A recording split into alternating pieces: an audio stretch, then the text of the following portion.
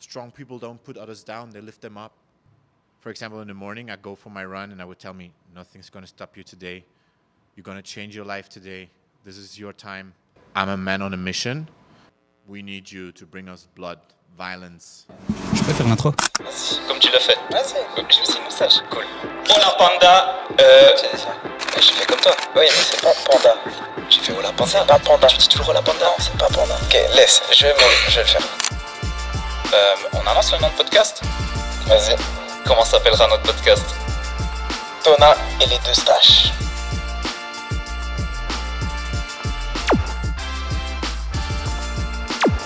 Que onda banda?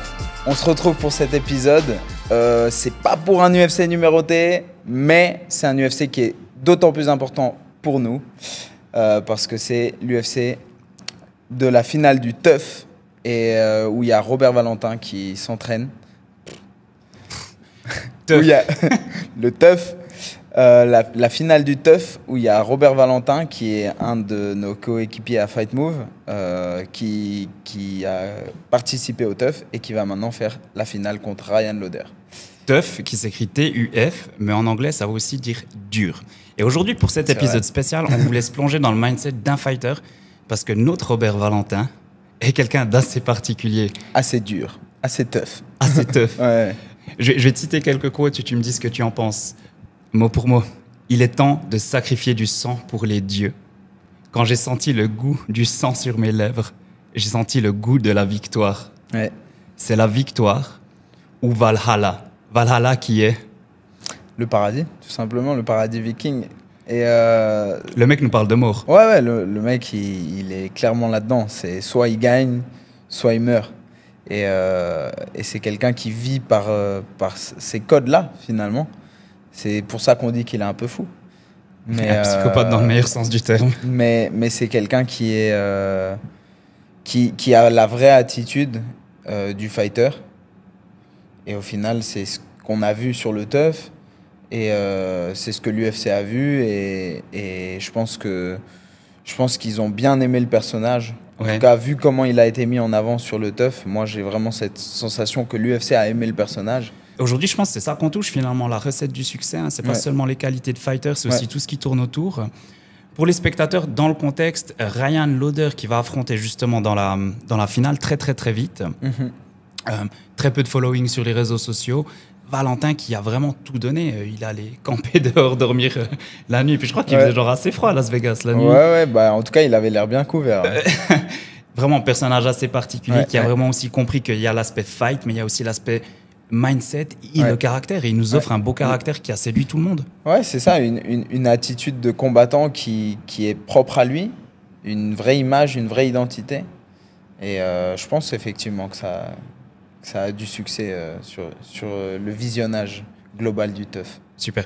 Moi, ce qui m'intéresse particulièrement, c'est un reportage sur un combat, je pense, sur lequel je suis tombé. Il y avait un petit background où il dit qu'il revient de blessure. Et c'est vrai qu'en 3 ans, ça parle particulièrement sur l'aspect mental de tous les fighters. Et j'espère que ça en inspire quelques-uns. C'est vraiment ce choix qu'il a fait de se consacrer à 100% dans le fight game. Ouais, absolument. En fait, c'est souvent les grosses blessures, celles où tu dois te faire opérer, c'est un peu le moment décisif où le combattant il se dit bon, est-ce que j'arrête ou est-ce que je continue? Le fait qu'il soit revenu et qu'il soit revenu à 200%, super fort, déterminé, avec vraiment l'attitude, comme tu dis, de se plonger et de s'y consacrer à 100% sans intermédiaire, c'est-à-dire pas travailler à côté, vraiment genre être à 100% dans sa carrière sportive, et bah, ça montre à quel point il a eu l'attitude du combattant, l'attitude qu'il faut pour être combattant. Et puis bah, il a fait ses preuves derrière, quoi, en enchaînant les victoires, que ce soit au LFL, à Arès, sur l'événement local de Nelson, aux Lions, et puis maintenant le TUF, quoi. Ouais, c'est assez impressionnant. Notre Robert qui a justement un record maintenant qui cumule plus que 10 victoires avec très très très peu de défaites. Je crois qu'il a que 3 défaites. Que 3? Et si on compte les 2 victoires du TUF, ça fait 11. Il est à 11-3. Tu vois, on en discutait sur un autre segment justement. Striking hyper évolué depuis son départ en Thaïlande. Ouais. bah, vraiment une dédication, je sais pas si on dit ça en français, à l'art du fight. Et vraiment, cette aura, 27 ans, une folie complètement assumée. C'est pas vraiment des gimmicks, mais c'est son truc avec ses runes celtiques, ses origines. Ouais, absolument. Moi, je le crois quand il dit qu'il serait capable de mourir dans une cage. Ouais. Et c'est ça qui lui confère finalement une aura exceptionnelle. Ouais. Ouais, puis c'est comme tu dis, le fait qu'il y croit vraiment, pleinement, et bah, c'est... Est-ce que c'est un effet placebo ou pas? Au final, ça le rend super fort, ça le rend un surhomme, quoi. Quand C'est il ça est qui dans marche cette bien. cage, il est tellement prêt à mourir qu'il rentre là-dedans et il gagne. Au On va final, vous il mettre- gagne, il devient un sauvage dans cette cage. Et c'est assez impressionnant. On va vous mettre des extraits en images de son dernier fight au LFL où il affronte un striker phénoménal. Ouais. Très très bon striker. Il avance, il prend des coups, il envoie des patates 2 fois plus grands. Ouais. Son adversaire a abandonné Ouais. entre les Ouais. rounds. Ouais. C'est quelque chose de très unique.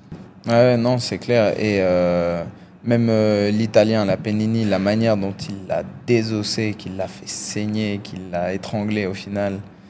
So I thought I'm here, I'm coming for a main event, I'm coming to put on a show I'm here to kill, I'm here to put on a show, I'm here for violence.